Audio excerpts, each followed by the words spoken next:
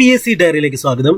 പ്രിയപ്പെട്ട ഉദ്യോഗാർത്ഥികളെ, ഇന്ന് നമ്മൾ പഠിക്കാൻ പോകുന്നത് കേരളം ഭരണവും ഭരണ സംവിധാനവും എന്ന ടോപ്പിക്കിൽ വരുന്ന റവന്യൂ വകുപ്പ്, സാമൂഹിക നീതി വകുപ്പ്, വിനോദസഞ്ചാരം, ഗതാഗതം, വനിതാ ശിശുക്ഷേമം, ഭവന നിർമ്മാണം, പിന്നെ കുറച്ച് പ്രധാനപ്പെട്ട തിരഞ്ഞെടുത്ത ചോദ്യങ്ങളൊക്കെയാണ് ഇന്ന് നമ്മൾ പഠിക്കാൻ പോകുന്നത്.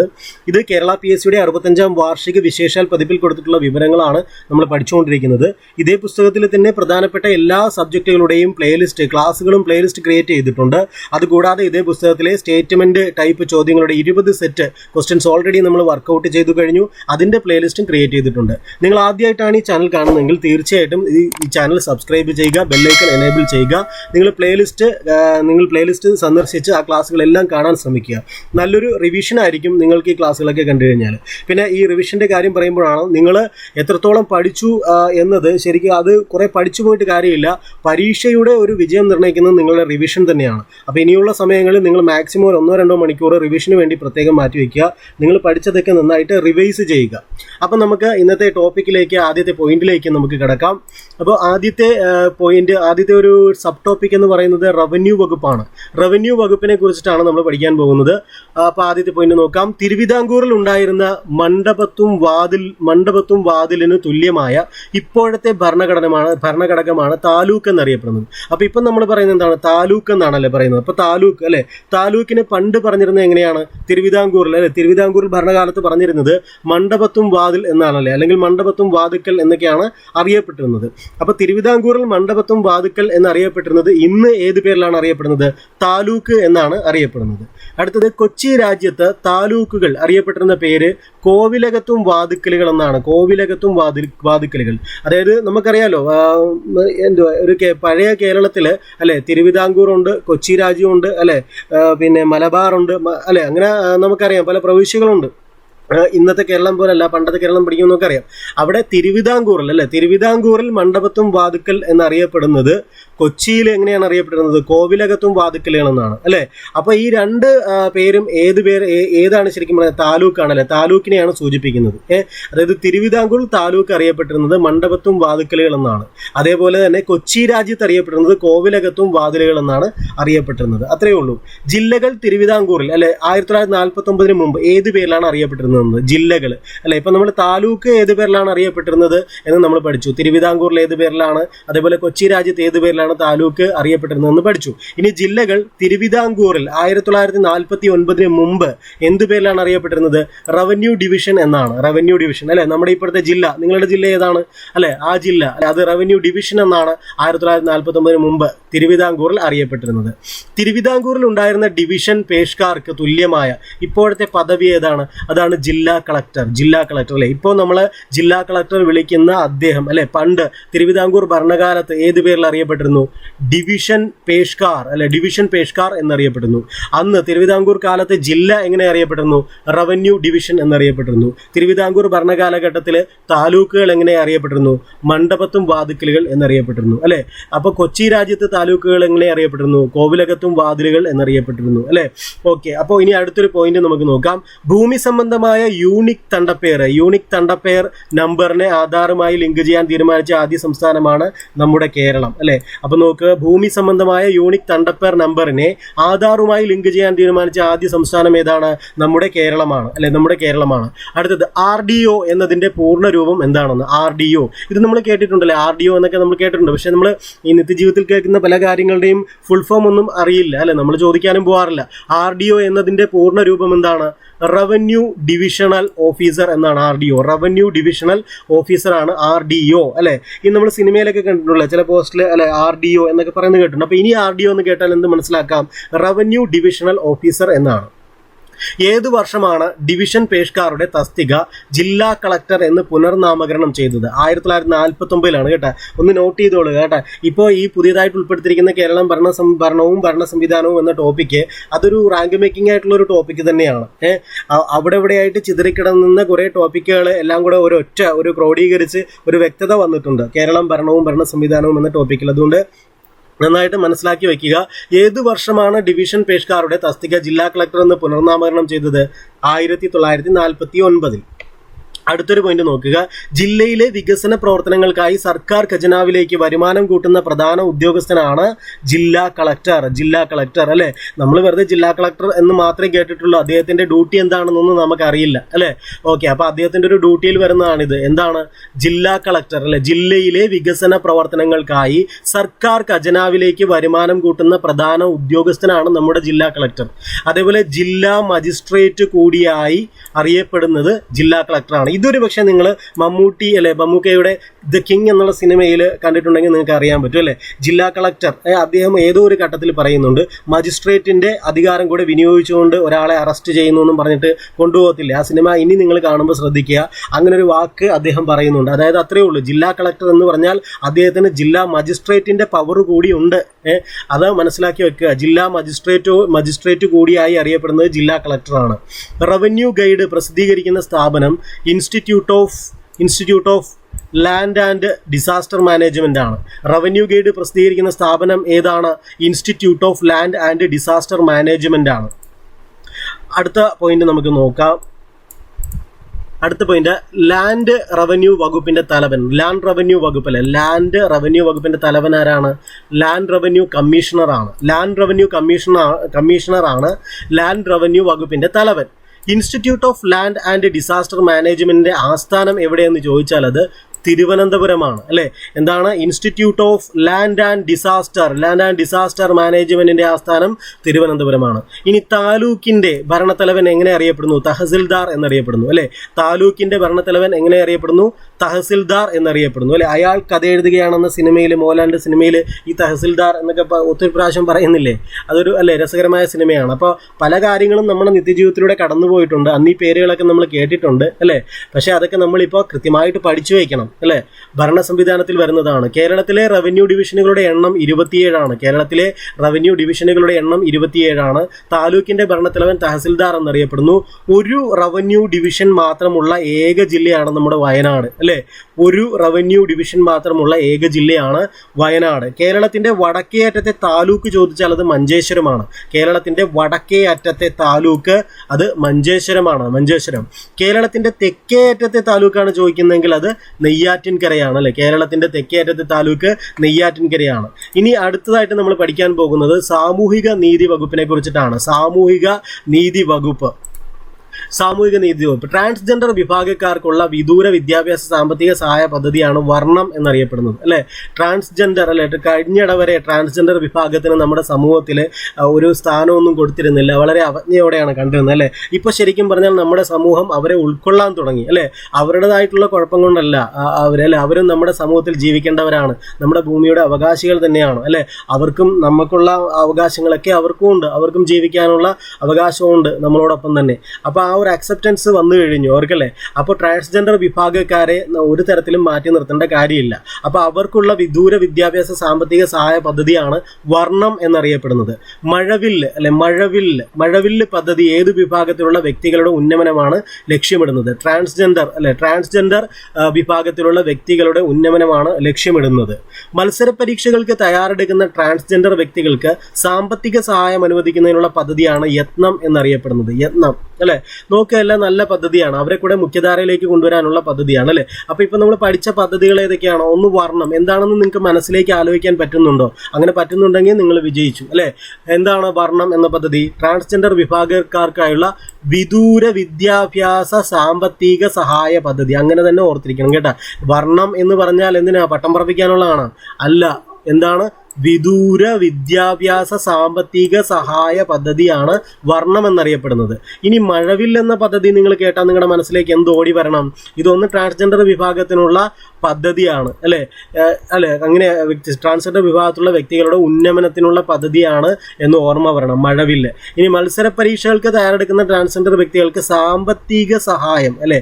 വെറുതെ സാമ്പത്തിക സഹായമല്ല, മത്സര പരീക്ഷകൾക്ക് തയ്യാറെടുക്കുന്ന ട്രാൻസ്ജെൻഡർ വ്യക്തികൾക്ക് അല്ലെ അവർക്ക് സാമ്പത്തിക സഹായം അനുവദിക്കുന്ന പദ്ധതിയാണ് യത്നം, അല്ലെ? ശരിയാണ്. ഒരു ജോലി മേടിക്കുന്നതിന് വേണ്ടിയിട്ട് മത്സര പരീക്ഷകൾക്ക് തയ്യാറെടുക്കുന്നവർക്ക് ഒരു സാമ്പത്തിക സഹായം കൊടുക്കുന്ന പദ്ധതിയാണ് യത്നം എന്നറിയപ്പെടുന്നത്. ഇന്ത്യയിൽ ആദ്യമായി ട്രാൻസ്ജെൻഡർ നയം നടപ്പിലാക്കിയ സംസ്ഥാനം നമ്മുടെ കേരളമാണ്. നമുക്ക് ഒത്തിരി അഭിമാനിക്കാം, അല്ലെ? ഇന്ത്യയിൽ ആദ്യമായി ട്രാൻസ്ജെൻഡർ നയം നടപ്പിലാക്കിയ സംസ്ഥാനമാണ് നമ്മുടെ കേരളം. കേരളത്തിൽ സാമൂഹിക നീതി വകുപ്പ് പ്രവർത്തനം ആരംഭിച്ച 1975-ലാണ്. വളരെ ഇമ്പോർട്ടൻ്റ് ആയിട്ടുള്ള പോയിന്റ് ആണ്, നോട്ട് ചെയ്ത് വെക്കുക. കേരളത്തിൽ സാമൂഹിക നീതി വകുപ്പ് പ്രവർത്തനം ആരംഭിച്ചത് 1975 മുതലാണ്. കേരളത്തിൽ സാമൂഹിക സുരക്ഷാ പദ്ധതികൾ നടപ്പിലാക്കുന്നതിനുള്ള നോഡൽ ഏജൻസി ഉണ്ട്. നോഡൽ ഏജൻസി ഏതാണ്? സാമൂഹിക നീതി വകുപ്പാണ്. കേരളത്തിൽ സാമൂഹിക സുരക്ഷാ പദ്ധതികൾ നടപ്പിലാക്കുന്നതിനുള്ള നോഡൽ ഏജൻസിയാണ് സാമൂഹിക നീതി വകുപ്പ് എന്ന് പറയുന്നത്. അടുത്ത ഒരു ഇതല്ലേ ലോക കേരള സഭ. ഇപ്പൊ ലോക കേരള സഭ സ്റ്റാർട്ട് ചെയ്തല്ലോ. ലോക കേരള സഭ നോക്കുക. ലോക കേരള സഭയുടെ അംഗബലം എന്ന് പറയുന്നത് 351 അല്ലെ? ലോക കേരള സഭയുടെ അംഗബലം എത്രയാണ്? 351 ലോക കേരള സഭയുടെ അംഗബലം. ലോക കേരള സഭയിൽ അംഗങ്ങളായിട്ടുള്ള ആകെ നിയമസഭാ അംഗങ്ങളുടെയും പാർലമെന്റ് അംഗങ്ങളുടെയും എണ്ണം 169 അല്ലെ? 140 നിയമസഭാംഗങ്ങൾ, 140 നിയമസഭാംഗങ്ങൾ പ്ലസ് 20 ലോകസഭാംഗങ്ങൾ പ്ലസ് 9 രാജ്യസഭാംഗങ്ങൾ എന്നിവരെല്ലാം ചേർന്നിട്ടാണ് 169 എന്നുള്ള നമ്പർ കിട്ടുന്നത്, അല്ലെ?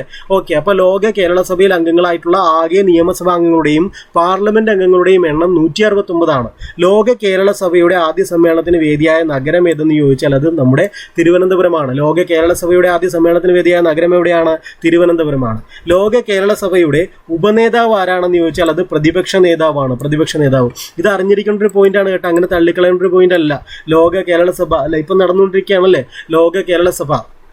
നോക്കുക. ലോക കേരള സഭയുടെ ഉപനേതാവ് ആരാണ്? പ്രതിപക്ഷ നേതാവാണ്. ലോക കേരള സഭയുടെ ആദ്യ സമ്മേളനത്തിന് വേദിയായ നഗരം ചോദിച്ചാൽ അത് തിരുവനന്തപുരമാണ്. മൊത്തം 169 അല്ലെ?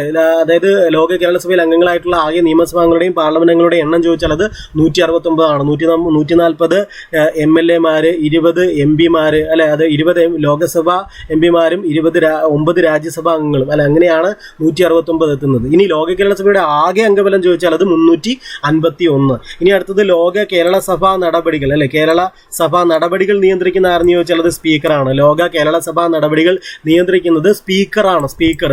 ആദ്യ ലോക കേരള സഭയുടെ ആപ്തവാക്യം എന്തായിരുന്നു? അത് ഒന്നിക്കാം, സംവദിക്കാം, മുന്നേറാം എന്നുള്ളതായിരുന്നു. ആദ്യ ലോക കേരള സഭയുടെ ആപ്തവാക്യം ഒന്നിക്കാം, സംവദിക്കാം, മുന്നേറാം എന്നുള്ളതായിരുന്നു. ഇനി നമ്മൾ പഠിക്കുന്നത് കേരളത്തിലെ പ്രധാനപ്പെട്ട ഒരു ഏരിയയാണ് വിനോദസഞ്ചാരം എന്ന് പറയുന്നത്, അല്ലെ? വിനോദസഞ്ചാരം കേരളത്തിന്റെ ഒരു നല്ലൊരു വരുമാന സ്രോതസ് കൂടിയാണ് വിനോദസഞ്ചാരം എന്ന് പറയുന്നത്. കേരള ടൂറിസത്തിന്റെ പിതാവ് ആരാണ്? കേരള ടൂറിസത്തിന്റെ പിതാവ് ഗോദവർമ്മ രാജ, GV രാജ അല്ലെ? ഈ പേര് നിങ്ങൾ എവിടെയോ കേട്ടിട്ടുണ്ട് അല്ലെ? ഓർമ്മ വന്നു. എവിടെയാണോ? ഓക്കെ, അത് നിങ്ങൾ സ്പോർട്സിൽ കേട്ടിട്ടുള്ള പേരാണ് അല്ലെ? കേരള ടൂറിസത്തിന്റെ പിതാവ് എന്നറിയപ്പെടുന്നത് അദ്ദേഹം തന്നെയാണ്. അന്താരാഷ്ട്ര വിനോദസഞ്ചാര കേന്ദ്രമായി കോവളത്തെ ഉയർത്തുന്നതിൽ മുഖ്യ പങ്ക് വഹിച്ചത് നമ്മുടെ ഗോദവർമ്മ രാജയാണ് കേട്ടോ. അപ്പൊ നോക്കുക, അന്താരാഷ്ട്ര വിനോദസഞ്ചാര കേന്ദ്രമായി കോവളത്തെ ഉയർത്തുന്നതിൽ മുഖ്യ പങ്ക് വഹിച്ചത് ആരാണ്? നമ്മുടെ ഗോദവർമ്മ രാജയാണ്. കേരള ടൂറിസത്തിന്റെ പിതാവ് ആരാണ്? ഗോദവർമ്മ രാജയാണ്. കേരളത്തിൽ വിനോദസഞ്ചാര വികസനത്തിനായി പ്രവർത്തിക്കുന്ന സർക്കാർ ഏജൻസി ഏതാണ്? അത് KTDC ആണ്. KTDC അല്ലെ? നമുക്ക് അറിയാം അത് KTDC, Kerala tourism development corporation എന്നതാണ് KTDC. കേരളത്തിൽ വിനോദസഞ്ചാര വികസനത്തിനായി പ്രവർത്തിക്കുന്ന സർക്കാർ ഏജൻസിയാണ് KTDC, Kerala tourism development corporation. Kerala tourism development corporation സ്ഥാപിച്ചത് ചോദിച്ചാൽ അത് 1966-ലാണ്. കേരള ടൂറിസം ഡെവലപ്മെന്റ് കോർപ്പറേഷൻ സ്ഥാപിച്ചത് എന്നാണ്? 1966-ലാണ്. കേരള ടൂറിസം ഡെവലപ്മെന്റ് കോർപ്പറേഷന്റെ ആസ്ഥാനം ചോദിച്ചാൽ അത് തിരുവനന്തപുരമാണ്. ആസ്ഥാനം തിരുവനന്തപുരം. കേരള ടൂറിസം ഡെവലപ്മെന്റ് കോർപ്പറേഷന്റെ ഒരു ടാഗ് ലൈൻ ഉണ്ടല്ലോ, ഓർക്കുന്നുണ്ടോ? അത് ടാഗ് ലൈൻ അത് ഗോഡ്സ് ഓൺ കൺട്രി എന്നാണ്. ഗോഡ്സ് ഓൺ കൺട്രി അഥവാ ദൈവത്തിന്റെ സ്വന്തം നാട് എന്നാണ്. ദൈവത്തിന്റെ സ്വന്തം നാട്. അപ്പൊ നമുക്ക് ഇത്രയും ജസ്റ്റ് ഒന്ന് ഓടിച്ചു നോക്കാം. വിനോദസഞ്ചാരത്തെ കുറിച്ചിട്ടാണ് ഇപ്പൊ നമ്മൾ പഠിച്ചുകൊണ്ടിരിക്കുന്നത്. കേരള ടൂറിസത്തിന്റെ പിതാവ്, നിങ്ങളൊന്ന് കണ്ണടച്ചിരുന്ന് ആലോചിച്ചേ.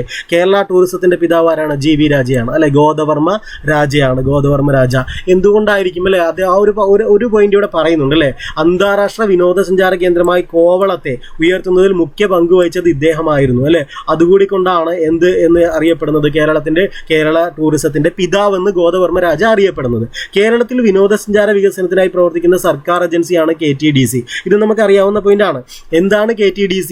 അത് കേരള ടൂറിസം ഡെവലപ്മെന്റ് കോർപ്പറേഷൻ എന്നുള്ളതിന്റെ ചുരുക്കെഴുത്താണ് KTDC.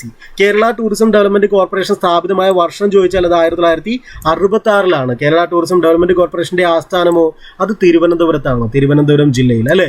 കേരള ടൂറിസം ഡെവലപ്മെന്റ് കോർപ്പറേഷന്റെ ടാഗ് ലൈൻ ചോദിച്ചാൽ എന്താണ് ടാഗ് ലൈൻ? അത് ഗോഡ്സ് ഓൺ കൺട്രി എന്നാണ്. ഗോഡ്സ് ഓൺ കൺട്രി എന്ന് പറഞ്ഞാൽ അല്ലെ ദൈവത്തിന്റെ സ്വന്തം നാടെന്നാണ് നമ്മുടെ കേരളം അല്ലെ. ദൈവത്തിന്റെ സ്വന്തം നാടാണ് നമ്മുടെ കേരളം. പത്മനാഭപുരം കൊട്ടാരം മുതൽ ആറന്മുള പാർത്ഥസാരഥി ക്ഷേത്രം വരെയുള്ള വിവിധ ഹെറിറ്റേജ് ടൂറിസം സ്പോട്ടുകളെ കോർത്തിണക്കി വിനോദസഞ്ചാര വകുപ്പ് ആവിഷ്കരിച്ച പദ്ധതിയാണ് തിരുവിതാംകൂർ ഹെറിറ്റേജ് ടൂറിസം എന്ന് പറയുന്നത്. അപ്പോൾ എവിടം മുതൽ എവിടം വരെയാണ് ഇനി തിരുവിതാംകൂർ ഹെറിറ്റേജ് ടൂറിസം എന്ന് നിങ്ങൾ കേൾക്കുന്നതെന്ന് വിചാരിക്കുക. അപ്പോൾ നിങ്ങളുടെ മനസ്സിൽ എന്ത് വരണം? പത്മനാഭപുരം കൊട്ടാരം മുതൽ ആറന്മുള പാർത്ഥസാരഥി ക്ഷേത്രം വരെയുള്ള വിവിധ ഹെറിറ്റേജ് ടൂറിസം സ്പോട്ടുകളെ കോർത്തിണക്കിയുള്ള വിനോദസഞ്ചാര വകുപ്പ് ആവിഷ്കരിച്ചൊരു പദ്ധതിയാണ് തിരുവിതാംകൂർ ഹെറിറ്റേജ് ടൂറിസം എന്ന് ഓർമ്മയിൽ വരണം. ഏതു വകുപ്പിന്റെ ആഭിമുഖ്യത്തിലാണ് തിരുവനന്തപുരത്ത് കനകക്കുന്നില് നിശാഗന്ധി നൃത്തോത്സവം സംഘടിപ്പിക്കുന്നത്? അത് വിനോദസഞ്ചാര വകുപ്പിന്റെ ആഭിമുഖ്യത്തിലാണ്. കാരണം നിശാഗന്ധി പുരസ്കാരം നമുക്കറിയാമല്ലോ, അതും ഇതുമായി ബന്ധപ്പെട്ട് തന്നെയല്ലേ കൊടുക്കുന്നത്. ഏതു വകുപ്പിന്റെ ആഭിമുഖ്യത്തിലാണ് തിരുവനന്തപുരത്ത് കനകക്കുന്നിൽ നിശാഗന്ധി നൃത്തോത്സവം സംഘടിപ്പിക്കുന്നത്? വിനോദസഞ്ചാര വകുപ്പിന്റെ ആഭിമുഖ്യത്തിൽ. സംസ്ഥാന വിനോദസഞ്ചാര വകുപ്പ് നൽകുന്ന നിശാഗന്ധി അവാർഡ് ആദ്യമായി ലഭിച്ചത് ആർക്കാണ്? അത് മൃണാളിനി സാരാഭായിക്കാണ്. മൃണാളിനി സാരാഭായ്. സംസ്ഥാന വിനോദസഞ്ചാര വകുപ്പ് നൽകുന്ന നിശാഗന്ധി അവാർഡ് ആദ്യമായി ലഭിച്ചത് ആർക്കാണ്? മൃണാളിനി സാരാഭായിക്കാണ്. മൃണാളിനി സാരാഭായ്. വിനോദസഞ്ചാരികൾക്കായി കേരള വിനോദസഞ്ചാര വകുപ്പ് 2021 ഒക്ടോബറിൽ ആരംഭിച്ച പദ്ധതിയാണ് കാരവൻ ടൂറിസം. വിനോദസഞ്ചാരികൾക്കായി കേരള വിനോദസഞ്ചാര വകുപ്പ് 2021 ഒക്ടോബറിൽ ആരംഭിച്ച പദ്ധതിയാണ് കാരവൻ ടൂറിസം. ഞാനിവിടെ അപ്ലോഡ് ചെയ്യുന്ന എല്ലാ വീഡിയോ ക്ലാസിന്റെയും പരീക്ഷ ടെലഗ്രാം ചാനലിൽ നടത്താറുണ്ട്. താല്പര്യമുള്ളവർ ഡിസ്ക്രിപ്ഷൻ ബോക്സിൽ കൊടുത്തിട്ടുള്ള ലിങ്ക് വഴി ടെലഗ്രാം ചാനലിൽ ജോയിൻ ചെയ്യുക. വിനോദസഞ്ചാര ലക്ഷ്യസ്ഥാന നൈപുണ്യ വികസന പദ്ധതിയിൽ രാജ്യത്തെ 44 പ്രദേശങ്ങൾക്കൊപ്പം കേരളത്തിൽ നിന്ന് ഉൾപ്പെടുത്തപ്പെട്ട കേന്ദ്രങ്ങളാണ് ശ്രീപത്മനാഭസ്വാമി ക്ഷേത്രം, ബേക്കൽ കോട്ട എന്നിവ. അപ്പൊ നോക്കുക, വിനോദസഞ്ചാര ലക്ഷ്യസ്ഥാന നൈപുണ്യ വികസന പദ്ധതിയിൽ രാജ്യത്തെ 44 പ്രദേശങ്ങൾ ഉൾപ്പെടുത്തിയിട്ടുണ്ട്. അതിൽ നമ്മുടെ കേരളത്തിൽ നിന്ന് ഏതൊക്കെയാണുള്ളത്? ശ്രീപത്മനാഭസ്വാമി ക്ഷേത്രവും ബേക്കൽ കോട്ടയും. കൃഷിയെ വിനോദസഞ്ചാര മേഖലയുമായി കൂട്ടിയിണക്കി കൃഷിക്കാർക്ക് വരുമാനം ഉറപ്പാക്കുന്ന കേരള സർക്കാർ പദ്ധതിയാണ് അഗ്രി ടൂറിസം എന്നറിയപ്പെടുന്നത്. അപ്പൊ എന്താണ് അഗ്രി ടൂറിസം? അതാ വാക്ക് കേൾക്കുമ്പോഴേ അറിയാലേ, അഗ്രികൾച്ചറുമായിട്ട് കണക്റ്റഡ് ആണ്. എന്താണ്? കൃഷിയെ വിനോദസഞ്ചാര മേഖലയുമായി കൂട്ടിയിണക്കി കൃഷിക്കാർക്ക് വരുമാനം ഉറപ്പാക്കുന്ന കേരള സർക്കാരിന്റെ പദ്ധതിയാണ് അഗ്രി ടൂറിസം. സാഹസിക വിനോദസഞ്ചാര മേഖലയിൽ സുരക്ഷിതത്വവും ഗുണനിലവാരവും ഉറപ്പാക്കാൻ രജിസ്ട്രേഷൻ നടപ്പാക്കിയ ആദ്യ സംസ്ഥാനമാണ് നമ്മുടെ കേരളം അല്ലെ. എന്താണ് പ്രത്യേകത? സാഹസിക വിനോദസഞ്ചാര മേഖലയിൽ അല്ലെ, സാഹസിക വിനോദസഞ്ചാര മേഖലയിൽ സുരക്ഷിതത്വവും ഗുണനിലവാരവും ഉറപ്പാക്കാൻ രജിസ്ട്രേഷൻ നടപ്പിലാക്കിയ ആദ്യ സംസ്ഥാനമാണ് നമ്മുടെ കേരളം. ഇനി നമ്മൾ പഠിക്കാൻ പോകുന്നത് ഗതാഗത സംവിധാനത്തെക്കുറിച്ചിട്ടാണ്. കേരളത്തിലെ ഗതാഗത സംവിധാനം. തിരുവിതാംകൂറിൽ പബ്ലിക് ട്രാൻസ്പോർട്ട് സംവിധാനം നിലവിൽ വന്നത് 1938 അല്ലെങ്കിൽ നമ്മൾ ഓൾറെഡി പഠിച്ചിട്ടുള്ള കാര്യമാണ്, നമുക്കറിയാം അല്ലെ. തിരുവിതാംകൂറിലെ പബ്ലിക് ട്രാൻസ്പോർട്ട് സംവിധാനം നിലവിൽ വന്ന വർഷം നമുക്കറിയാം. എപ്പോഴാണ്? 1938. ഏത് രാജാവിന്റെ കാലത്താണ് തിരുവനന്തപുരത്ത് പബ്ലിക് ട്രാൻസ്പോർട്ട് സംവിധാനം ഉദ്ഘാടനം ചെയ്തത്? ചിത്തിര തിരുനാൾ രാജാവിന്റെ കാലത്താണ് തിരുവനന്തപുരത്ത് പബ്ലിക് ട്രാൻസ്പോർട്ട് സംവിധാനം ഉദ്ഘാടനം ചെയ്തത്. തിരുവിതാംകൂർ ഗതാഗത വകുപ്പിന്റെ ആദ്യത്തെ സൂപ്രണ്ട് ആരാണ്? ഇത് അറിയില്ലായിരിക്കും പലർക്കും അല്ലെ. ഇത് ഇ ജി സാൾട്ടർ എന്ന വ്യക്തിയാണ് കേട്ടോ. ഇ ജി സാൾട്ടർ എന്ന വ്യക്തിയാണ്. എന്താണ് അദ്ദേഹത്തിന്റെ പേര്? E G Salter. തിരുവിതാംകൂറിലെ ഗതാഗത വകുപ്പിന്റെ ആദ്യത്തെ സൂപ്രണ്ടാണ് E G Salter. Kerala motor വാഹന വകുപ്പിന്റെ മേധാവി ആരാണ്? അത് ട്രാൻസ്പോർട്ട് കമ്മീഷണർ ആണ്. കേരള മോട്ടോർ വാഹന വകുപ്പിന്റെ മേധാവി transport commissioner. KSRTC, Kerala state road transport corporation അല്ലെ, നിലവിൽ വന്ന വർഷം ചോദിച്ചാൽ അത് 65. KSRTC നിലവിൽ വന്നത് 1965 ഏപ്രിൽ 1. ഞാൻ നമ്മുടെ ഈ പുസ്തകത്തിൽ കൊടുത്തിട്ടുള്ള വിവരങ്ങളാണ് നിങ്ങൾക്ക് പറഞ്ഞു തരുന്നത്. ഇതിലെ വിവരങ്ങളും ചിലപ്പോൾ ചില വിവരങ്ങളൊക്കെ നിങ്ങളുടെ റാങ്ക് ഫയലൊക്കെ ആയിട്ട് മിസ്മാച്ച് ചെയ്തേക്കാം. അത് കമന്റ് ചെയ്ത് അറിയിക്കുക. അപ്പൊ നോക്കുക, KSRTC Kerala state road transport corporation നിലവിൽ വന്ന വർഷം എപ്പോഴാണ്? 1965 ഏപ്രിൽ 1. KSRTCയുടെ ആസ്ഥാനം ചോദിച്ചാൽ അത് എവിടെയാണ്? അത് തിരുവനന്തപുരമാണ്. KURTC കേരള അർബൻ അല്ലെ, യു എന്താണ്? യു അർബനെ സൂചിപ്പിക്കുന്നു. KURTC Kerala urban road transport corporation രൂപം കൊണ്ടത് 2015. Kerala urban road transport corporation രൂപം കൊണ്ട വർഷം ചോദിച്ചാൽ അത് 2015. KSRTC ആണെങ്കിൽ 1965 ഏപ്രിൽ 1. KURTC ആണെങ്കിൽ അത് 2015. KURTCയുടെ ആസ്ഥാനം തേവരയാണ്. തേവര എറണാകുളം ജില്ലയിലാണ്. എറണാകുളം ജില്ലയിൽ KURTCയുടെ ആസ്ഥാനം എവിടെയാണ്? Thevara. CNG electric Volvo Scania bus സർവീസുകൾക്കായി KSRTCയുടെ കീഴിൽ 2021 നവംബർ 9 രൂപവത്കരിച്ച ഉപ കോർപ്പറേഷനാണ് K-സ്വിഫ്റ്റ് എന്നറിയപ്പെടുന്നത്. K-സ്വിഫ്റ്റ് ഇത് നിങ്ങൾ കേൾക്കുന്നുണ്ട്, കാണുന്നുണ്ട് അല്ലേ? സ്വിഫ്റ്റ്, K-സ്വിഫ്റ്റ്. ഓക്കെ, അപ്പൊ എന്താണ് K Swift? CNG compressed natural gas എന്നുള്ളതാണല്ലേ CNG. പിന്നെ ഇലക്ട്രിക് വോൾവോ സ്കാനിയ ബസ് സർവീസുകൾക്കായി KSRTCയുടെ കീഴിൽ 2021 നവംബർ 9 രൂപവത്കരിച്ച ഉപ കോർപ്പറേഷനാണ് K-സ്വിഫ്റ്റ്. K-സ്വിഫ്റ്റിന്റെ ആസ്ഥാനം തിരുവനന്തപുരത്താണ് കേട്ടോ. K-സ്വിഫ്റ്റിന്റെ ആസ്ഥാനം തിരുവനന്തപുരത്ത് ആനയറ. അപ്പൊ KURTC ആണ് മാത്രമാണ് തേവരയിലുള്ളത്, എറണാകുളം ജില്ലയിൽ. KURTC Kerala urban road transport corporation, അതെ KURTC തേവരയിലാണ്. ബാക്കി രണ്ടും അല്ലെ KSRTCയും അതേപോലെ തന്നെ K-സ്വിഫ്റ്റും ഒക്കെ എവിടെയാണ്? തിരുവനന്തപുരത്താണ്. കേരളത്തിൽ ആദ്യമായി KSRTC open roof double decker service ആരംഭിച്ചത് തിരുവനന്തപുരത്താണ് അല്ലെ. കേരളത്തിൽ ആദ്യമായി KSRTC open roof double decker service ആരംഭിച്ച നഗരം ഏതാണ്?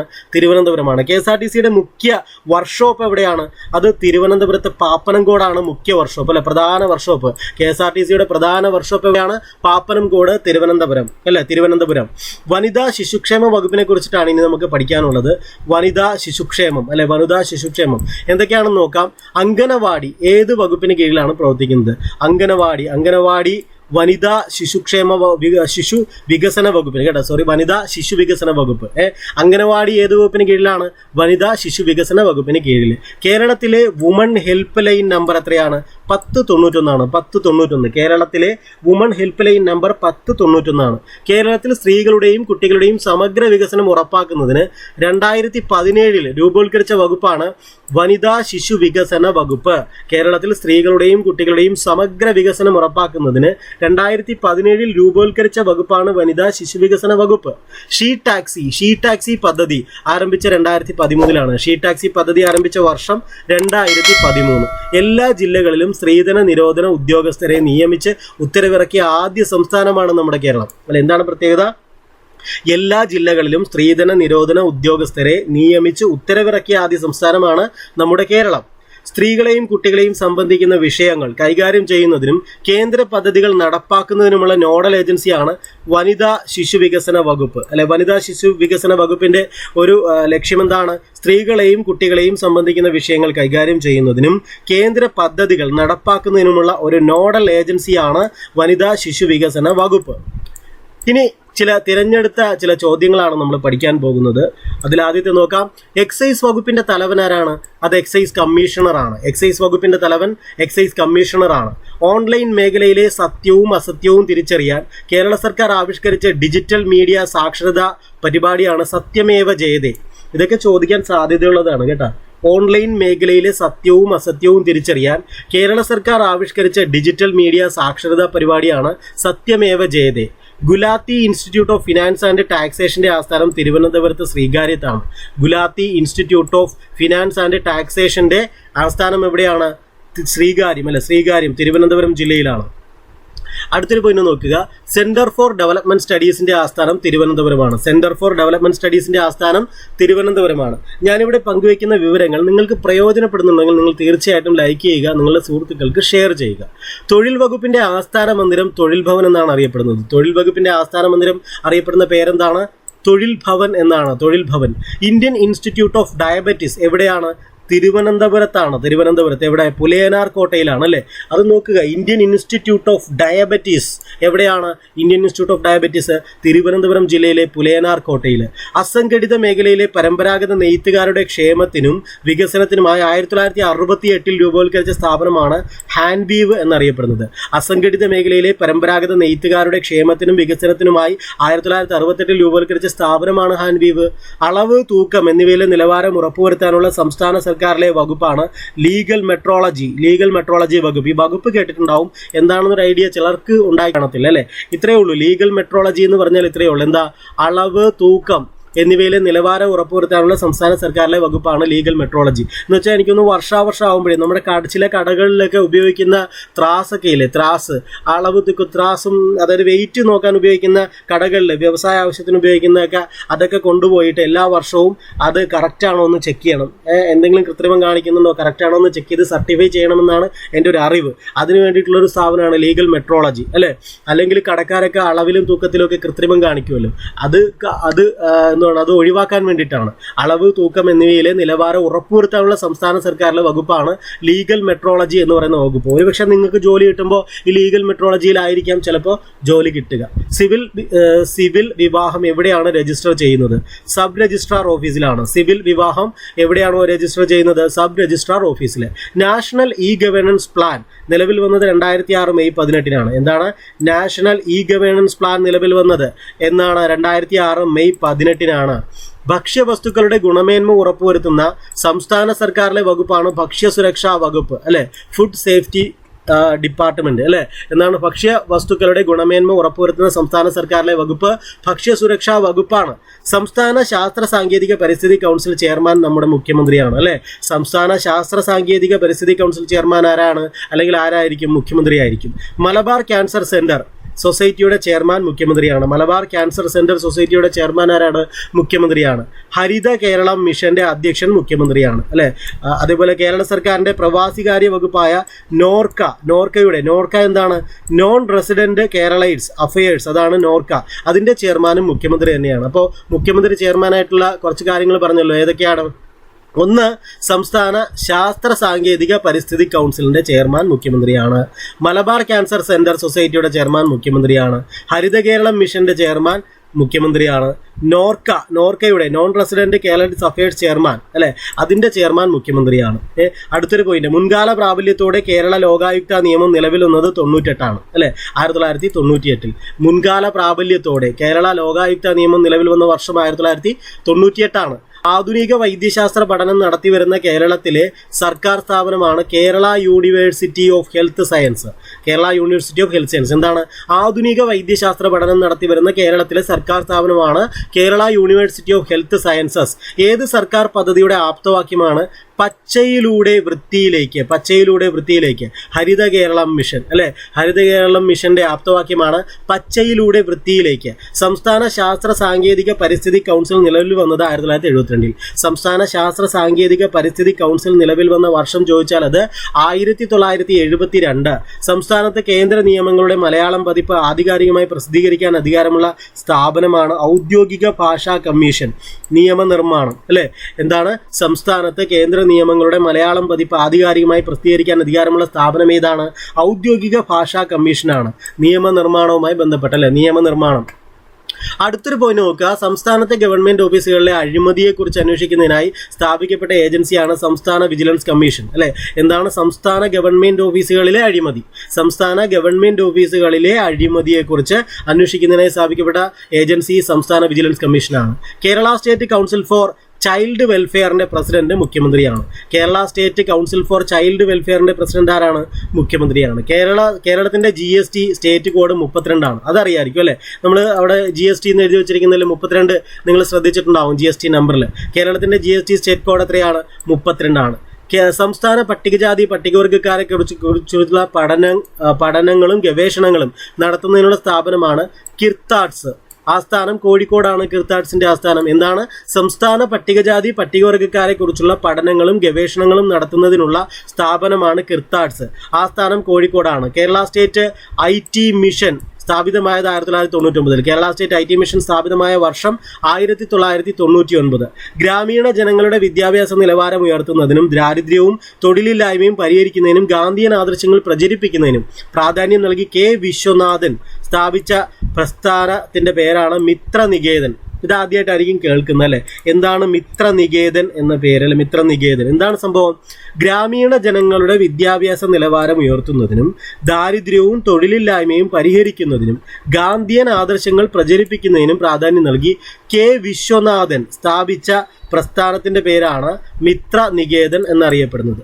ഇനി നമുക്ക് ഭവന നിർമ്മാണത്തെക്കുറിച്ചുള്ള ഒരു 3-4 പോയിന്റ് നമുക്ക് നോക്കാം. ഭവന നിർമ്മാണം. കേരളത്തിൽ ലക്ഷം വീട് പദ്ധതി ആവിഷ്കരിച്ചത് M.N. ഗോവിന്ദൻ നായരാണ്. കേരളത്തിൽ ലക്ഷം വീട് പദ്ധതി ആവിഷ്കരിച്ചത് MN ഗോവിന്ദൻ നായരാണ്. ലക്ഷം വീട് പദ്ധതിക്ക് തുടക്കം കുറിച്ച സ്ഥലം, ഇത് പ്രീവിയസ് ക്വസ്റ്റൻ ആണ്, ചിതറയിലാണ്.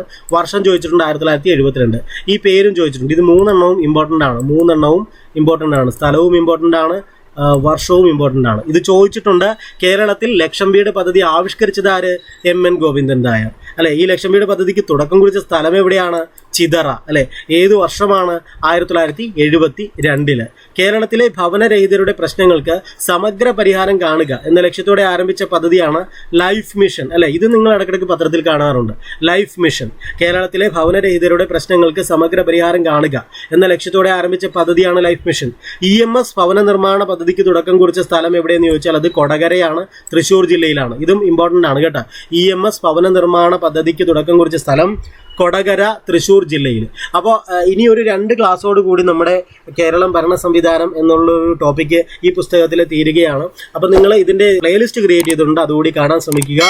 നന്നായിട്ട് നിങ്ങൾ എല്ലാം നമ്മുടെ പ്ലേലിസ്റ്റ് ക്രിയേറ്റ് ചെയ്തിട്ടുള്ള ഈ പുസ്തകത്തിലെ എല്ലാ സബ്ജക്റ്റുകളും 2x സ്പീഡിലിട്ടെങ്കിലും നിങ്ങൾ റിവിഷൻ ചെയ്യുക.